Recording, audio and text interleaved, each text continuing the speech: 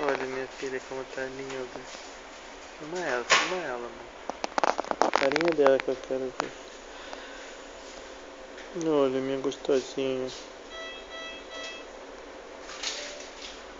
Daqui a pouco ela tá saindo. Amor,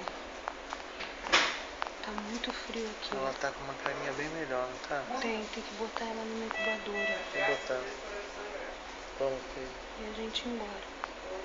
Mas já foi um outro. Porque aqui tá muito frio, ali dentro tá quentinho.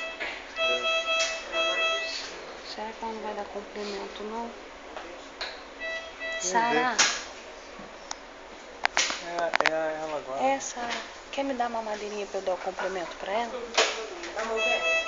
Mamou. Mamou meia Mas hora. elas falam que é pra dar assim mesmo. Assim sentiu mais vazio. Esvaziou.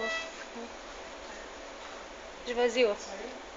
Ela mamou bem agora, mais cedo não mamou assim, igual mamou agora não. É. Meu filho é pai, filho. É pai, filho, é pai. Quero que você arrote. Acho que ela arrotou. Voltou?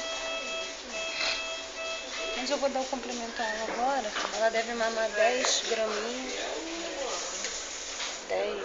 10 ml, né? Graminho. 10 ml. Filha, tu consegue ainda, filha, mamar 10 ml? É, mas esses 10 ml faz uma diferença, né? Tu consegue, filho?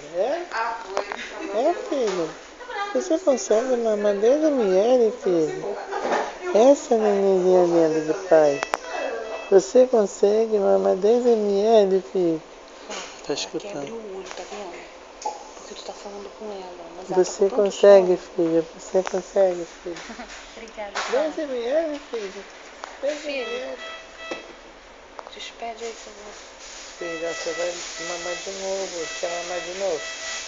Quer mamar de novo, filho? Filho, despede, ó. Tá bom, filho, eu te amo, tá?